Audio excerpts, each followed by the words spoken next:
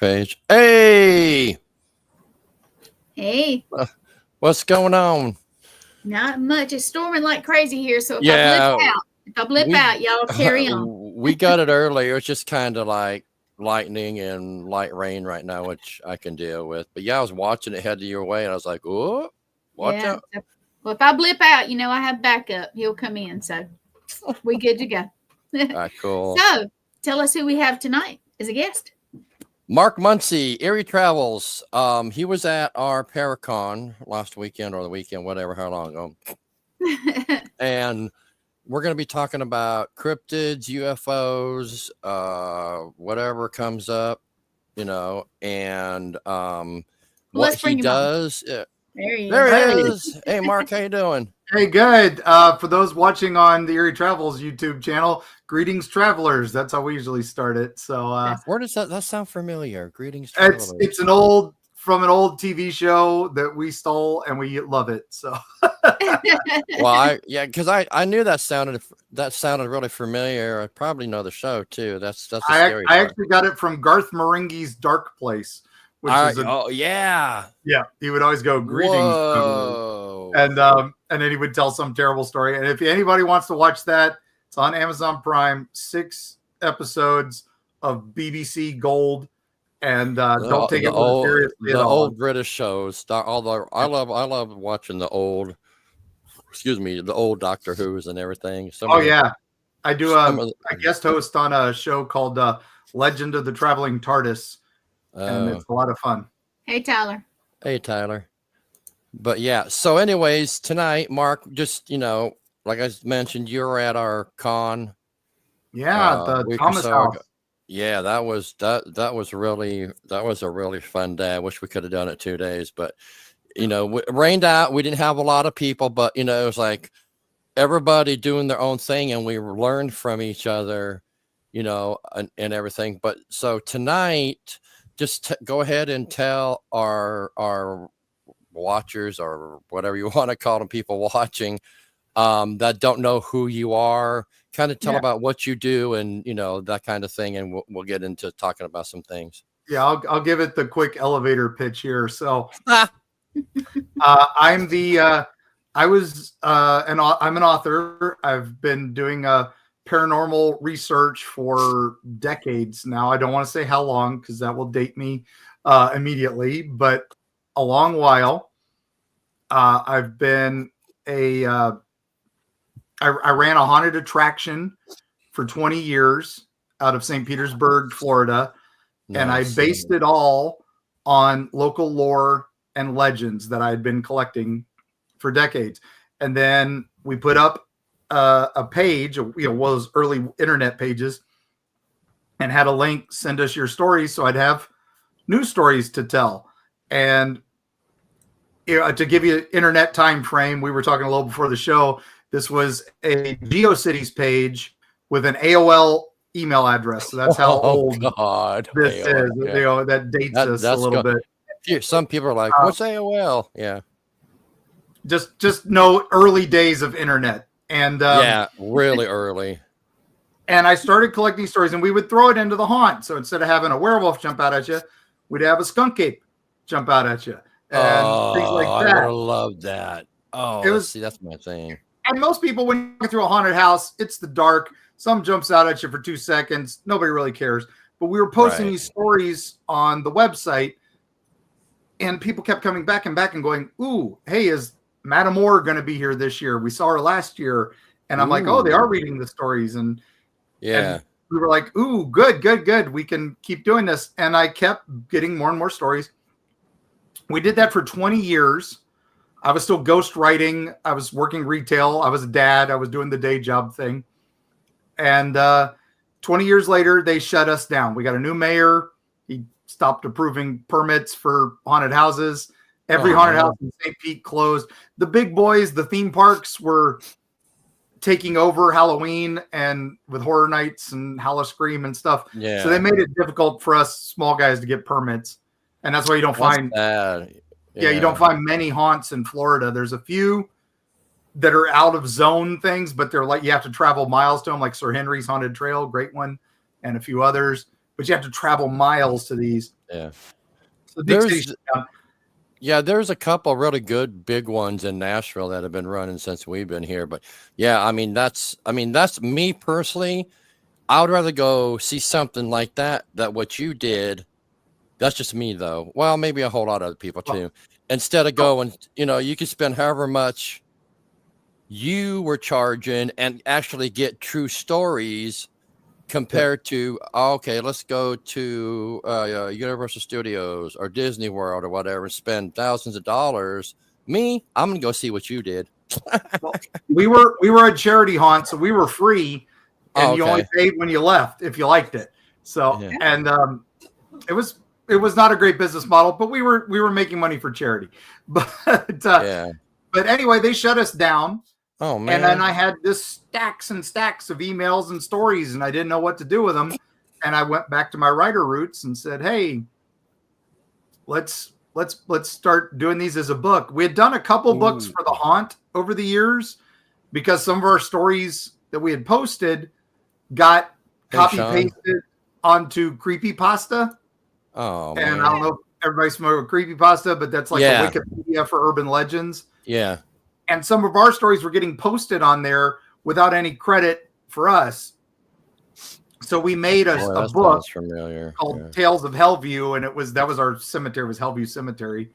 And so that way we had it copyrighted and all that. But then, like I said, at the end, I had all these stories, and I didn't know what to do with them. And History Press reached out and said, hey, we like your idea of stories.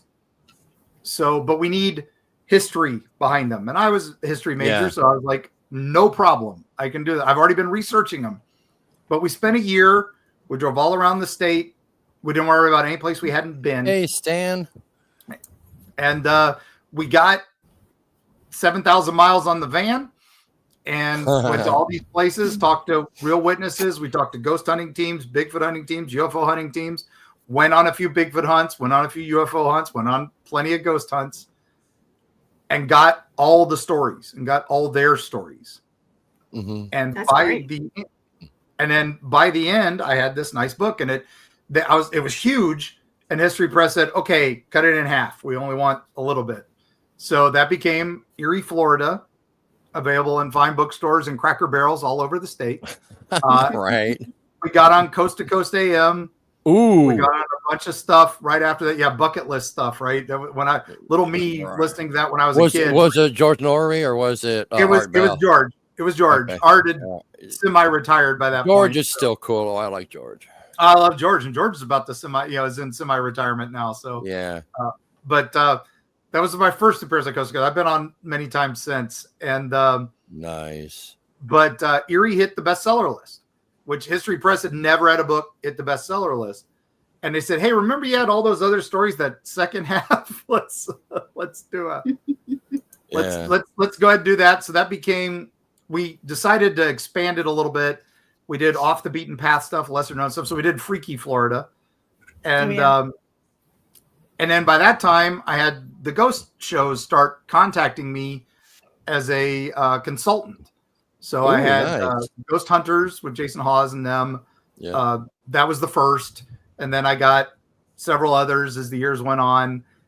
And then, so that was my next book, was Creepy Florida, all paranormal locations, all ghosts. Oh, cool. And then they finally let me out of the state in 2019. And we got to do Erie, Appalachia, because I'm a West Virginia boy. Yeah. By nature. I was actually born in Ohio, but we lived in West Virginia, Kentucky for most of my life, and Florida for 30 years. But we finally escaped, and that was so I got to do up and down the Appalachian Trail, and do the same thing we'd done with Florida: drive it all, talk to people, do section hikes, get stories, and then that's blown up. And so now our next book, which has been 2 years, is going to be Dark Side of the Smokies, or Dark Side of the Smoky Mountains. Oh, I can't wait for that. That'd be There's a lot that goes on. I mean, just in our area, anything, east of the Mississippi or whatever, this whole area where we're at, especially West Virginia, North Carolina, South Carolina, Kentucky, Tennessee, all those places, there's like a bazillion stores. I can't wait for that. I love, we got to let Joe Bob Briggs look at that book at one point. Really? And he was joking with me because he's like, "You put Jersey Devil in there, you're stretching Appalachia a little bit." And I'm like, it's close. I'm Barron's is Appalachia. He doesn't realize that I had to go in this big stretch of how big Appalachia is. It does, yeah. And it actually goes all the way up to Quebec, but people don't realize that. It's the Appalachian Trail, but it's still a little bit of Appalachia. It's still that whole area, though, And it's the same mountains as the Scottish Highlands and Ireland. It's just, that was all part of Pangea, and then we had that world's first Brexit, and they moved away.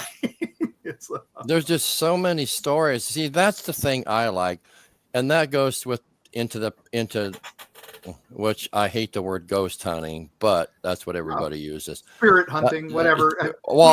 I call it paranormal investigations, because everybody thinks that the paranormal is just ghosts and everything. I say, hey, we're in a great area for Bigfoot sightings, the entire state of Tennessee and Kentucky, East-West Tennessee. And I'm like, hey, who wants to go on an overnight camping Bigfoot? And they're like, no, I just want to go hunt ghosts. I'm like, get out of here. But, that's the kind of thing that that I like that you do. The stories, you go like, okay, you're kind of on the fringe. You're mainstream, and then you go on the fringe where everybody's has these stories they don't know about. But if you're into it, you know about it. And that's just like with the paranormal. Me personally, yes, I like the well-known locations, but I would rather go to places that have never been touched, barely seen, because I know there's a lot of activity there. I'd rather go, I go to the battlefields and everything, and I go to off the beaten path to these places. And that's what I like. And that's why I like what you do, because you do it with your stories. And I think there needs to be a change where, it needs to head that way more. You're going to come up with all these stories, and I'm probably going to go, oh, I never heard of that. And I've been here, 30 years or whatever. But yeah. Well, and that's part of this is, like you said, you don't like to call it ghost hunting. I don't like the term paranormal, because that just makes it seem, I like preternatural. which was I think Shirley Jackson made it famous, but Hans Holzer called it that. A bunch of other stuff we don't understand yet. Someday we will. And that's another Thomas Edison and Tesla. Tesla were working on ghost phones and ghost radio because have you heard that? When I first I knew they did it, but I didn't think there was any actual audio of it. And they basically did it around the same. I think Tesla might have did it a little before Edison. I can't remember. He did it, and Edison was jealous, so he decided to make his. But the first time from Tesla's hearing the audio, oh my God, the stuff that was coming through it is like a million times better than what's caught today. If you guys haven't heard it, you need to go look it up. It's on YouTube, and it has Edison's and then it has Tesla's. And they play them one at a time, then they play them side by side. And I'm like, oh my God, this is incredible what they're catching. And that was early, mid 1800s, something like that. Early 1900s. And they were still, remember, there were people experimenting with radio at the time. Marconi was on the verge and all this. Edison had invented the phonograph and all that. So there were electromagnetic fields around. The Earth makes an electromagnetic field. We make electromagnetic fields. And that's what Tesla's quartz radio was kind of picking up. But he thought it sounded like voices and foreign languages and stuff like that. And it was driving him crazy to figure out what the heck this was. And then Edison decides, well, I got to make a phone so you can actually talk to them, because Tesla's picking them up. I want people to be able to communicate back and forth. And Edison knew this young guy named Albert Einstein, who was talking about quantum entanglement and stuff like that early days. So if energy's connected, what if the energy can still talk after we're left? And that's where they went with it. And so that's why I like, when I do paranormal investigations with teams and stuff, I like the teams that don't rely on all the flashy TV show stuff. Like I said, I've consulted on the TV shows. I know the real history behind places. And then I know that the TV show didn't listen to anything I wrote about, and they came up with their own ghosts and their own things. It's television, people. The TV shows are edited for television. Right. I was when 2017, when Jason Hawes from Ghost Hunters had their new show Ghost Nation, I was lucky enough to be able to go on an episode with them. And I want to meet them, and two, because I want, Ghost Hunters, I watched from day one, and I liked how they did their investigations, and I wanted to investigate with them because I know how Jason was and everything, and how. But we've talked about this.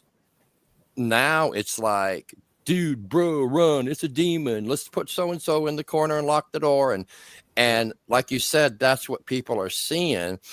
That's why, I've got a few ideas of some things that we're going to do with Michael and Marty Perry coming up. That's way different than, like you do, the Fringe, instead of, okay, yeah, we'll go call everything a demon. We'll go call everything an orb. We'll go call everything this and that. And I think, that's probably why I got burnt out a couple times and stopped doing it for a long time, because I was like, oh God, I hope it doesn't continue to go this way.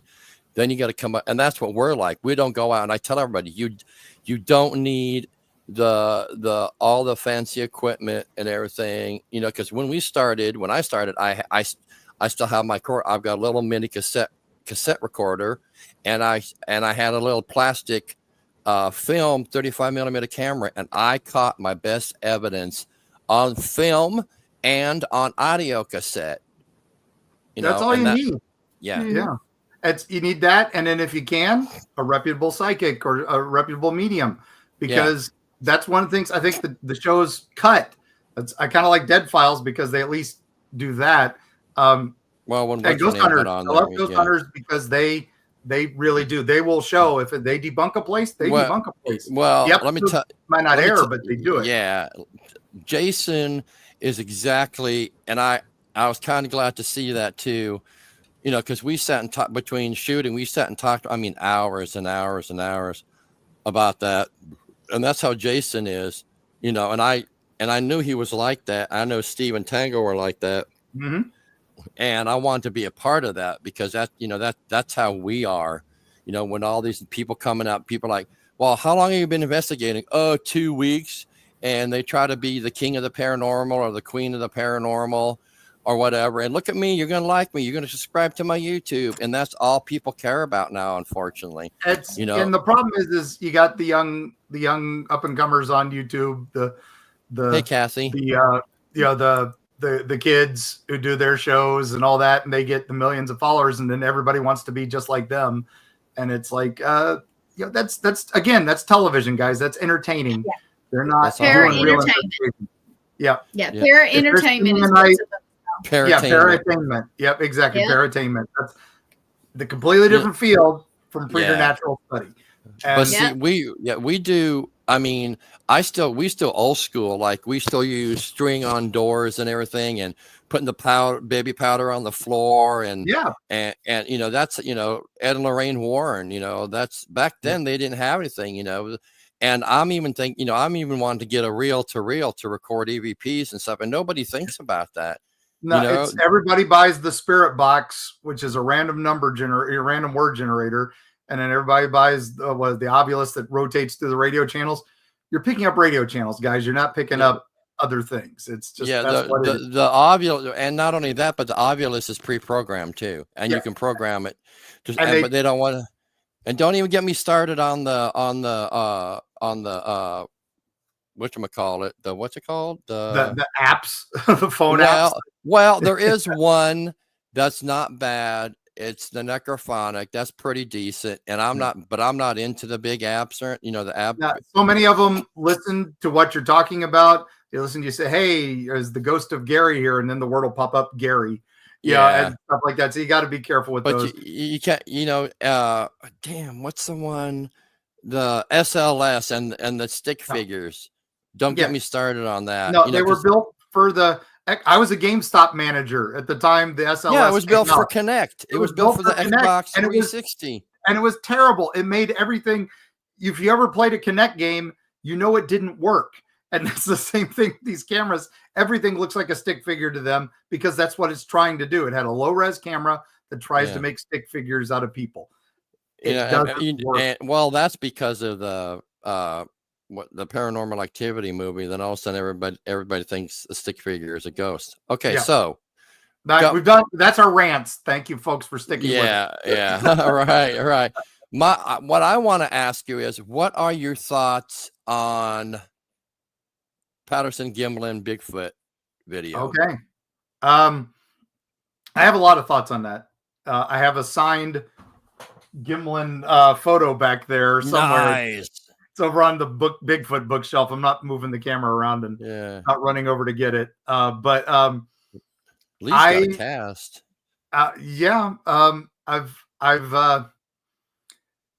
My problems with it as a historian is that he had an encounter there, and he decides to research it.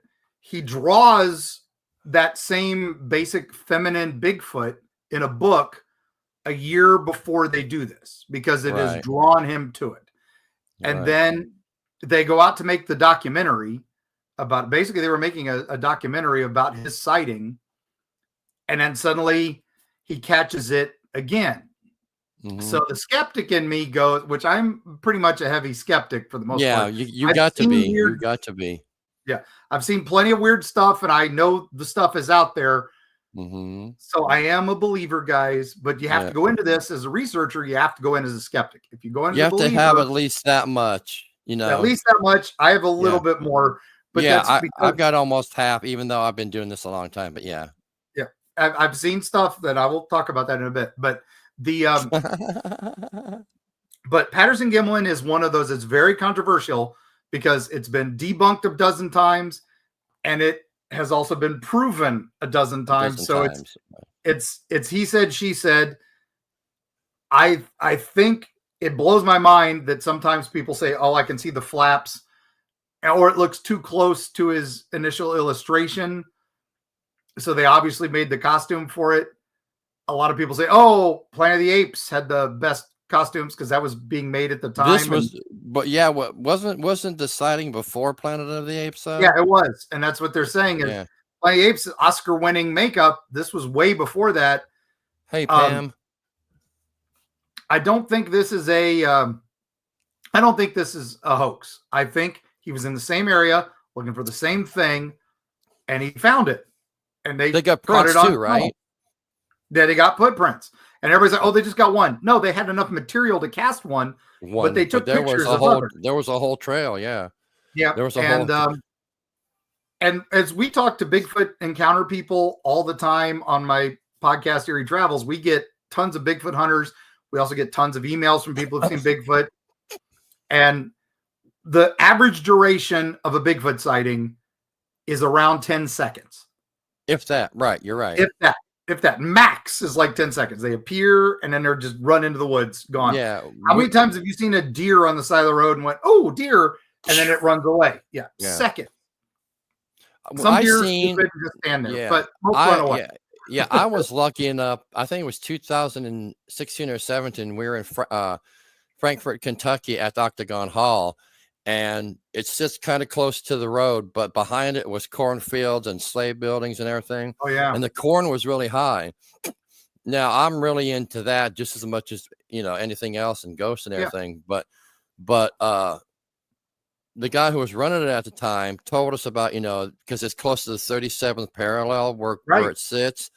And there's a lot, they call it like the UFO hotspot and Bigfoot and everything. UFO highway.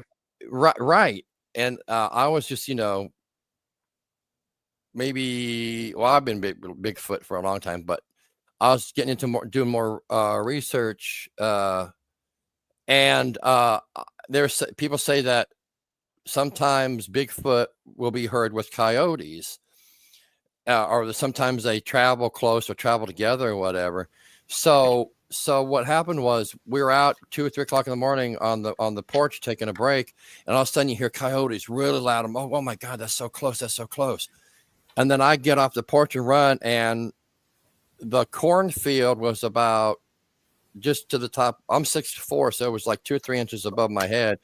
And and all of a sudden you heard the whoop, the whoops and everything. Yeah. And here they come. And I was 1, it was 2. And you could see from like here, about this much. Yeah. And they were just hauling ass across that cornfield.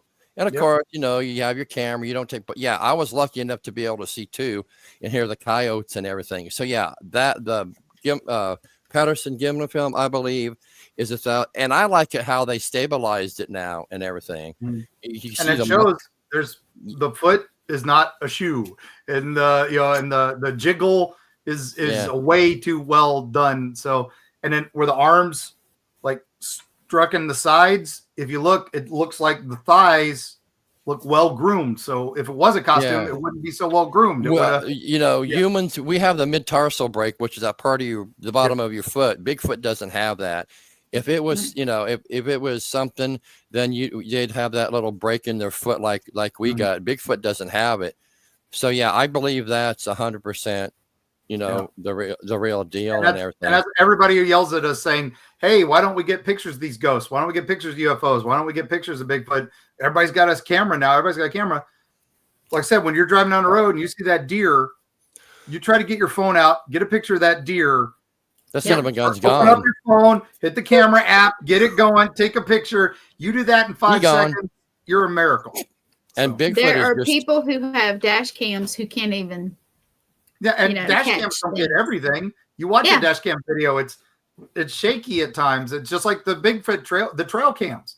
Yeah, it takes them a few seconds to kick on. That's why the the raccoon's right there, or the deer's right there. Right. Then he's see it a mile away marching in.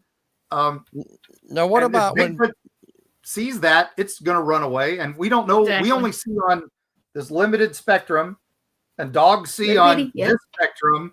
Deer see on this spectrum, and we don't even know what birds and spiders and all that see. So who knows where? So Bigfoot is on that. So do you think? And I've heard this theory that when the land bridge was here, that's how all the Sasquatch came over from Asia. Or do you think they've always been here? Do you think they came here, or do you think they've always been here? I have several theories on this. I've gotten all the gamut. And like I said, I have friends from Finding Bigfoot. I have friends from a bunch of other Bigfoot hunter moneymaker. Yeah, I know Matt. I know Stacey Brown. Bobo. I know I've worked with all of them. Dave Sidoti down in Florida, a bunch. Oh, Dave nice. Shealy, the Everglades expert. These guys are they've all had their experiences, and they all, especially Matt, will tell you everything. And I've been with them on encounters, and we found a couple oddball things that I did not expect. I was in a Mayaca forest looking for, I had gotten emails about a flying humanoid, like a Mothman. Nice. And I was there to interview the people at this camping site way out in the middle of nowhere. And I thought it was a cormorant. Oh, because they're a flying bird. They kind of look gargoyle-like, and they get big. And so I thought maybe that's what these people saw. I was going to go see if there was cormorant nests in the area. And as we're walking out for that, I had a Bigfoot hunter take me out there, and he was marching me to the camp because I'm a 50-year-old epileptic. I didn't need to be out in the swamp alone. Yeah, I know, right? And he's taking me out there, and we got the path was washed out, so we had to take a second route. The route we intended was gone. We had to take the second route, and there are prints everywhere in the muck by this river, and they are possibles. And he's like, I don't have any of my casting stuff. I was just leading you out here for this. I'm like, I agreed. So we took a bunch of pictures of the footprints, and we go on out, and he's like, next day I'm going to get my team out here. We're going to cast them all. We're going to do all this. They're fresh in the mud, so it should be good. We came back same way, watched him again, marked the area on his GPS and everything. We got back to the road and got home. And the next day I said, how did it go? He said, no, we couldn't get there because the state of Florida did a controlled burn in that exact area that day. They did a controlled burn. That was not on any of their timetables. Yeah. See, now I think I remember at the con, didn't you tell a story about something happening here in Lebanon or? Oh yeah. You've got the Sugar Flats. Yes. The Beast of Sugar Flats Road, which is one of my favorite stories. Which is not far from me at all. No, and it's a nice area. This young couple, they were actually not the same. They were dating other people. Let's just say that. They were involved with other people. And then they were decided to hook up themselves and not tell their partners. And they went out to Sugar Flats Road. There's a church there. There's an intersection there. And they used the church parking lot as a place to make out. It was late at night. They didn't figure anything was going to happen. And then on their way back, something crosses the road in front of them. Two somethings. White, furry, lanky, strange heads. And they plow into one of them because they were not expecting it. They saw the one pass. The second one came up as they were like, what is that? Second one, they hit. They panic. They get outside. They see it's dead. They know they're like, what the hell is this? And she's just panicking. She's like, get me home. My boyfriend's going to find out. Let's get home. So he races her home. And then he decides to go back. And the story changes a little bit. Is he going back to check on it, see if he killed it? Was he going back to find it? Was he going back to claim it? And that's basically where the story gets a little weird, is he goes back and apparently chops off its head and keeps the head as a trophy because it's so inhuman. And he thought he killed an alien. He thought he had, because he's thinking Flatwoods Monster or Mothman or something like that. Hopkinsville goblins aren't too far from you guys there. No. And so he's thinking alien, and I'm going to be famous with this head. And apparently he took it into town, and everybody's like, what the hell is that? Get rid of it. Why you have a monkey head? And so he put it in a jar to preserve it, and then later put it in a glass case. And it wound up just disappearing from history for a little bit, and it shows up in an antique store. And it's there for decades as a tourist attraction. You could come into this antique store and see the Sugar Flat Roads monster's head. And finally, he gets it DNA tested, but it's inconclusive. And the Smithsonian wants it. He says, hell no, unless you're paying me for it. Right. And so he did allow him to make a 3D image of it, because this was the early 90s and everything needed to be hologram. So the Smithsonian made a holographic head. They displayed it for a little while, and then they gave it to the town of Lebanon. And town of Lebanon had the 3D head and the real head on display for a cryptid display for a number of years in the town hall down in the basement area where they have the Civil War memorabilia and all that. They had a cryptid exhibit with the Sugar Flat Roads monster's head. And then it disappeared. It was gone. And I think there's a guy named Russell Sterling whose dad owned the antique store. I think he has the head, but he hasn't replied to any of my emails. So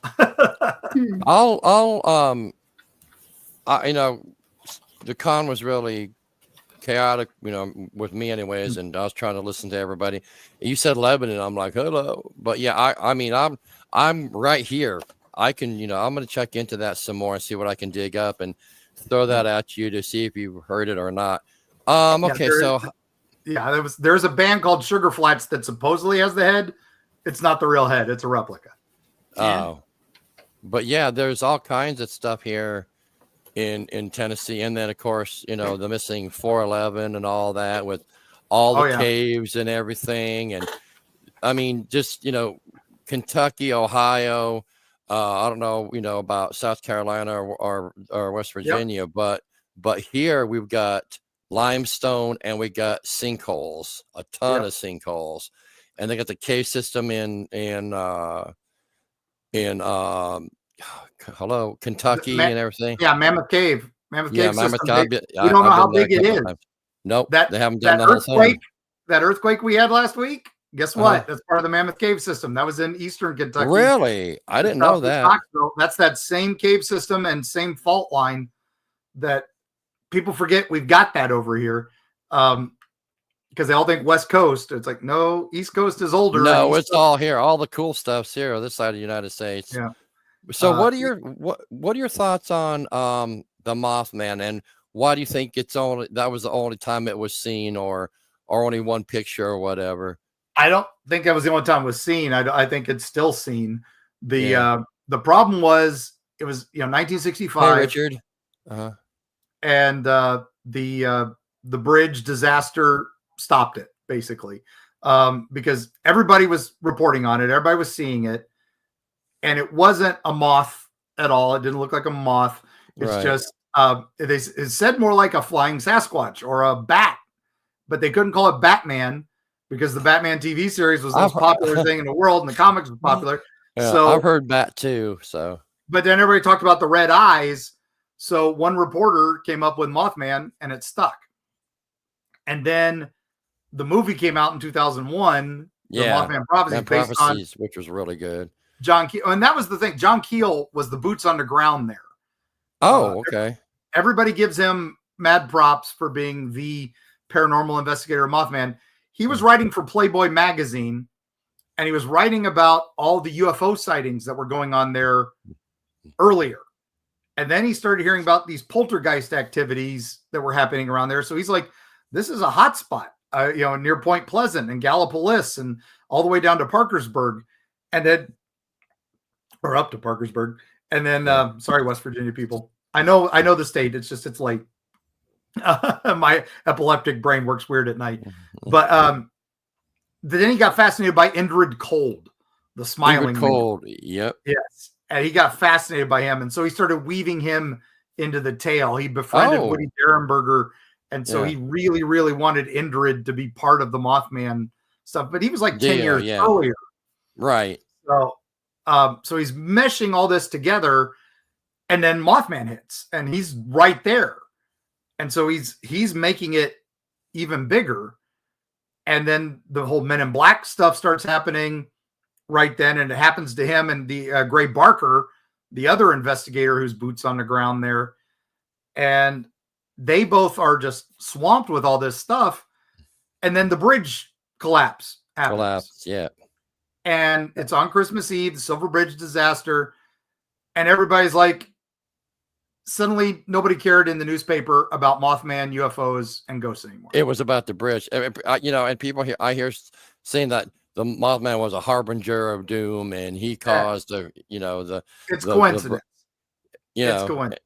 And then, of course, probably one of my favorites is the Jersey Devil.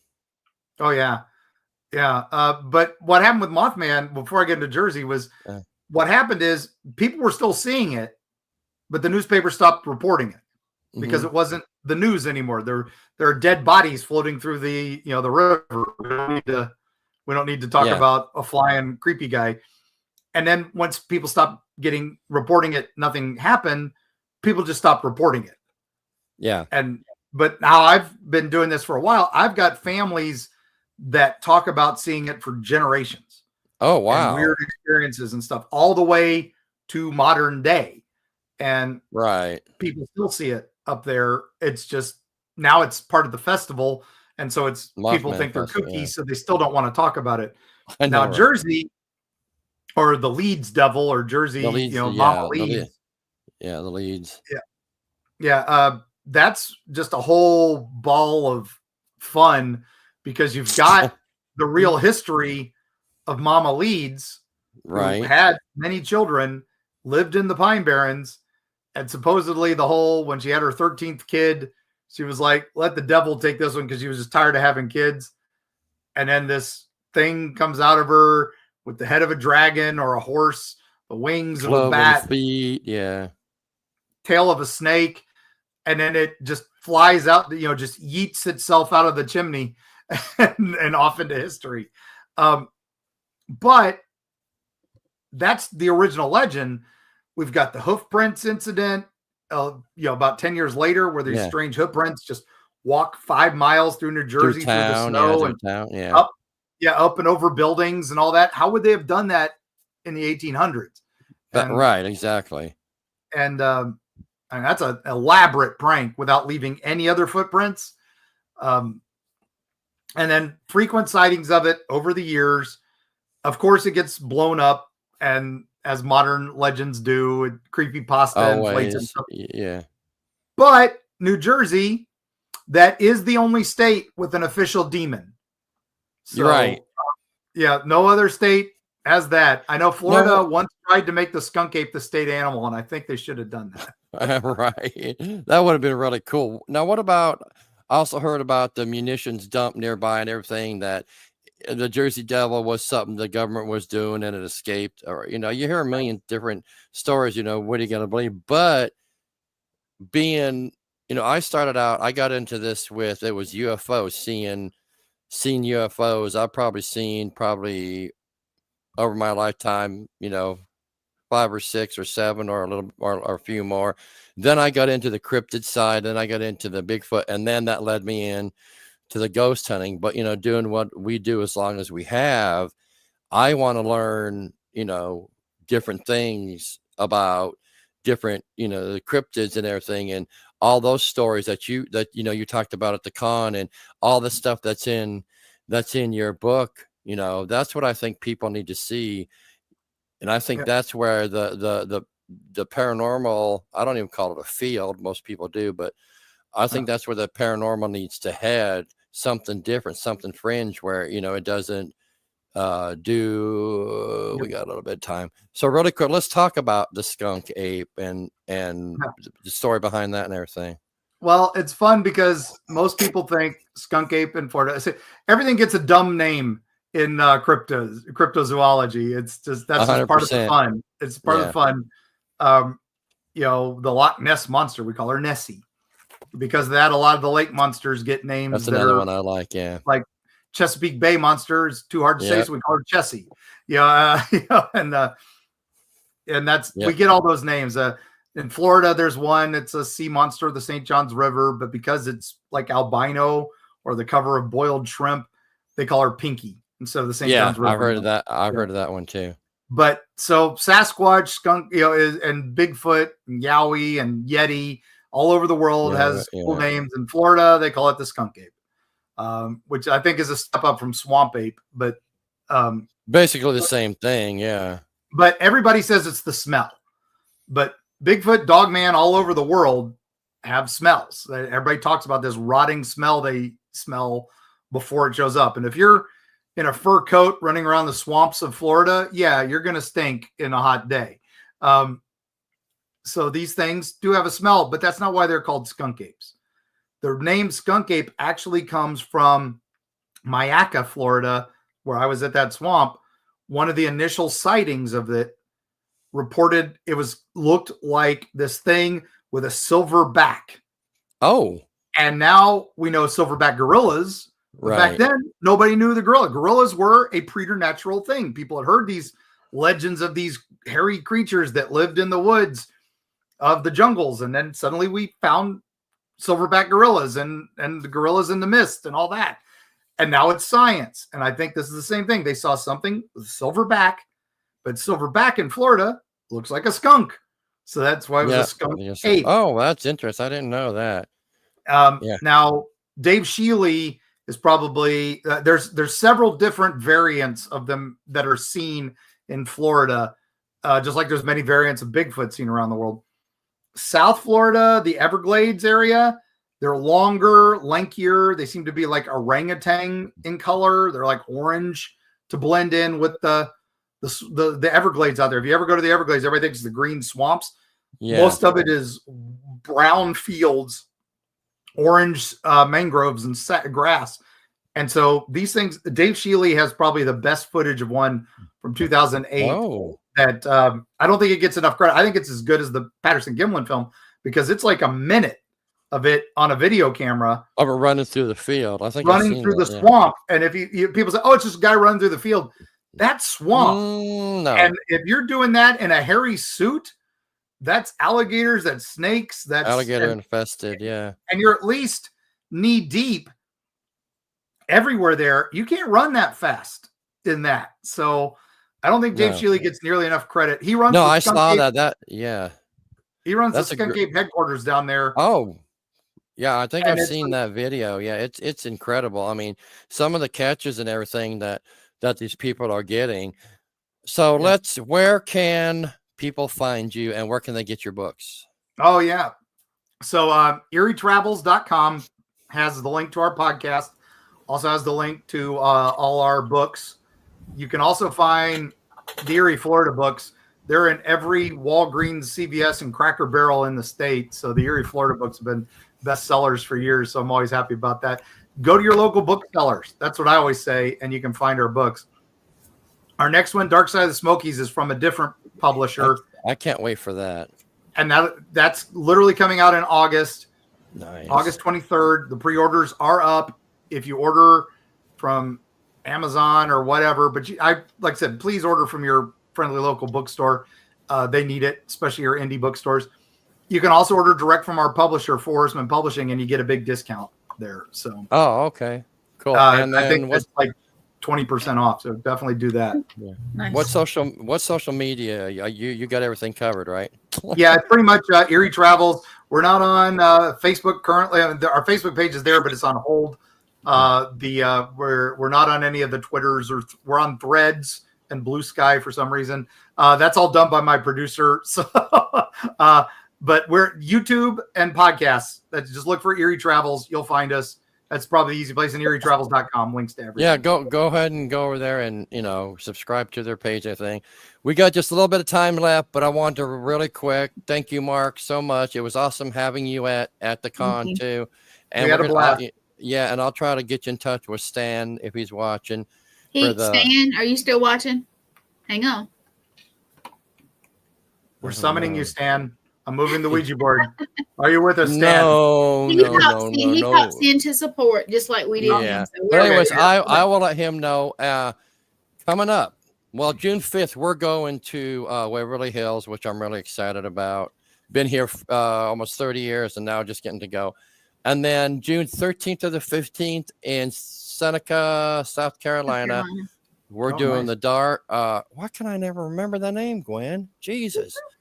Dark and no, strange. I played the commercial, and I can't remember. Dark, strange, mysterious market. There you go. And Brandy, she's amazing. She's going to be running that. It's going to be 3 days. Friday the 13th, which is of course one of my favorite holidays.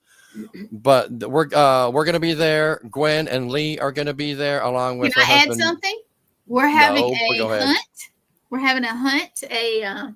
If you don't want to say ghost hunt, we're having a hunt at Haygood Mills, and you can check out my website, Lee's, and that kind of stuff. Yeah. So go ahead. And we're still looking for a location, so I don't know if we're going to be doing it or not. But that's the June 13th to the 15th. Then the big one that I'm really excited about is August 9th and 10th in Ozark, Alabama. That is a deep South. What's you call it? Comic-Con, Paranormal Con, whatever they call it. Deep South Paracon.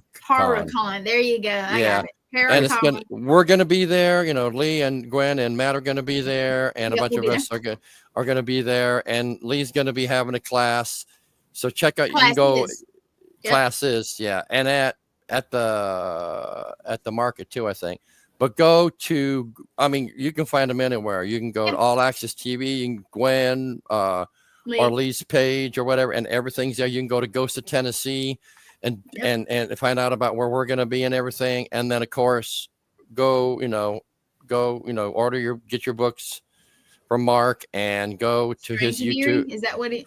No, Erie Travels. Sorry, Erie Travels. My brain is thinking Market you. Yeah. That's Erie Travels. ErieTravels.com. That has our event list. We're going to be at the Carolina Fear Fest later this month, the 23rd through the 25th. And then into May, we're at Smoky Mountain Terror and Con Carolinas at the same time. Erica's going to be at one. I'm going to be at the other one. Yeah, Smoky Mountain Terror is a really good one. That's a really good one. And then June, we're going to be at the Grafton Monster Festival up in West Virginia. That's another one. Cool. They've got, I mean, there's too many. There's too many. We're Fine UFO, a bunch of other ones. Just go to our website and you'll see our events. All his stuff is going to be there. Like I said, June 13th to the 15th is the next one coming up for us. And then August 9th and 10th in Ozark, Alabama is a Deep South Paracon. And I'm excited because the original Michael Myers is going to be there and the original Leatherface is going to be there. And I don't know who else. Of course, Lee's going to be there and Gwen and them are going to be there. And there's going to be classes. I'm trying to think. There's going to be a bunch of people there. It's going to be a good event, and it always is. Richard Johnson, who is actually watching, hey Richard, he is going to be there. Oh yeah. Yep. And but they're teaching a class, and I can't on EVPs. They're doing EVPs. So cool. Yeah. So go to All Access Television and Gwen and Lee's page. Go to Ghost of Tennessee. Yep. And find out where we're going to be, and of course, go support Erie Travels.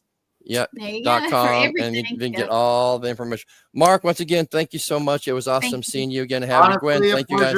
It was good. The event was great, and I'm happy to support you guys. I'll be watching as much as I can, and I'll try to get a hold of Stan and say that information. But you can try to. I think you guys would be great there. All right, everybody. Thank you so much, everybody. We'll talk to you soon. Have a good night. We'll see y'all soon. Thank you. All right. Bye-bye.